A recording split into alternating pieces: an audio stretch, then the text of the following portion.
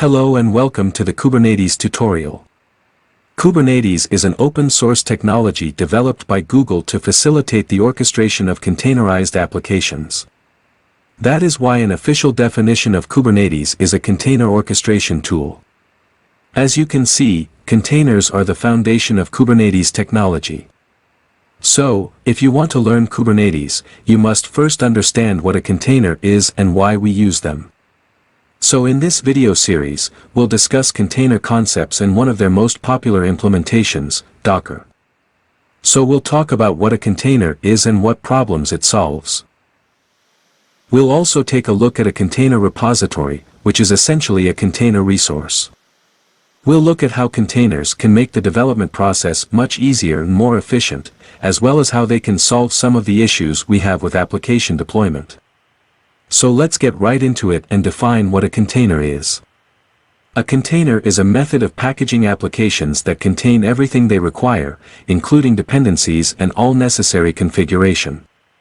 The package, like any other artifact, is portable in the sense that it can be easily shared and moved around between a development team and operations team, as well as the portability of containers. Furthermore, having everything packaged in a single isolated environment provides some advantages that make the development and deployment processes much more efficient.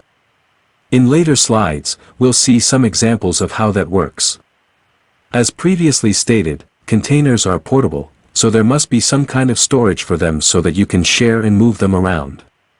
Containers are stored in a container repository, which is a specific type of storage for containers. Many businesses have their own private repositories where they host or store all of their containers. This will look something like this, where you can push all of your containers. However, you may simply search a public repository of Docker containers and possibly find any application container you're looking for there. Therefore, let's go to the browser and check out how that seems. If I search for a Docker hub, the name of the public repository for Docker, here, I will find this official website. As a result, this Docker repository hosts or stores more than 100,000 container images of various apps, as you can see if you scroll down. The official Docker container image is available for every application, as you can see in the samples below. If you're searching for something different, though, you may search for it here. I see an official image for, say, Jenkins, but there are also a lot of non-official images or container images created by developers or even Jenkins itself. They actually store it here, so the public repository is usually where you start when you're using or starting to use containers where you can find any application image. So, let's look at some specific examples of how containers improve the development process. Before containers, how did we develop applications? When you have a team of developers working on an application, you usually have to install the majority of the services directly on your operating system.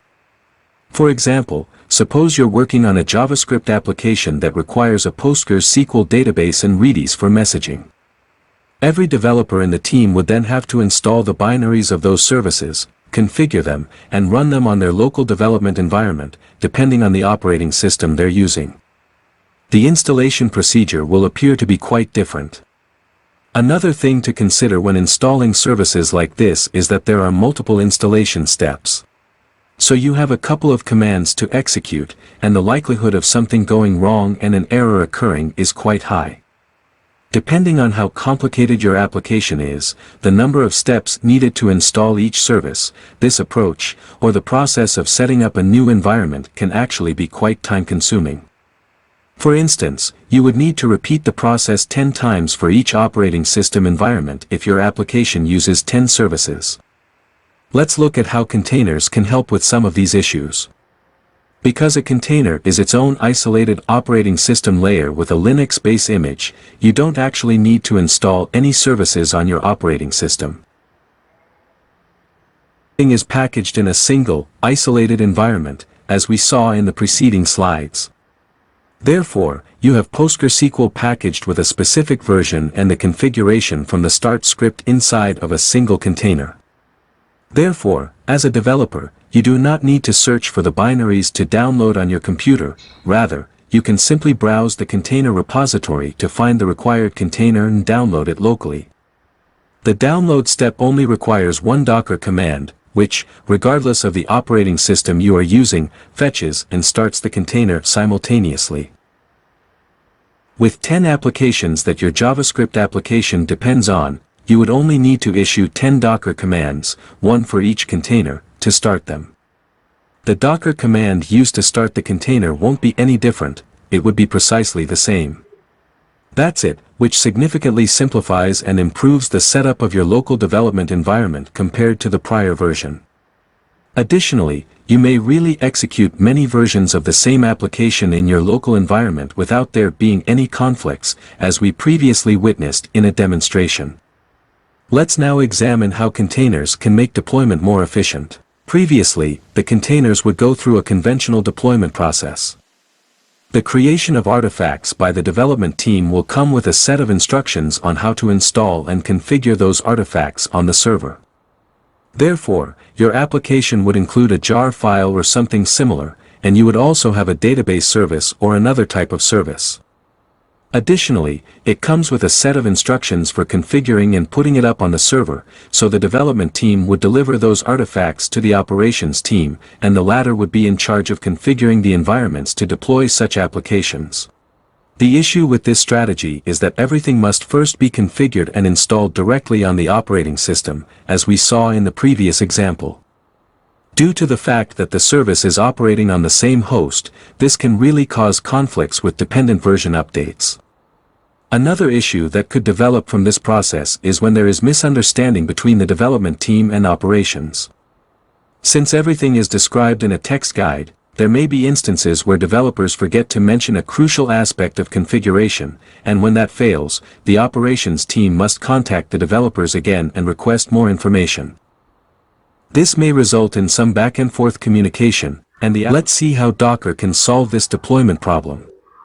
With the container, the developer can run the Docker command.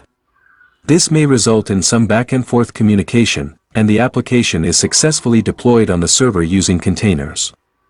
This process is actually simplified because developers and operations are now working together in one team to package the entire configuration dependencies inside the application, just as we saw previously, and because it is already encapsulated in one environment. You do not need to configure any of this directly on the server. The only thing you need to do is run a Docker command that pulls that container that you've stored somewhere in the repository and then runs it, which simplifies the process and makes the problem that we saw on the previous slide much easier.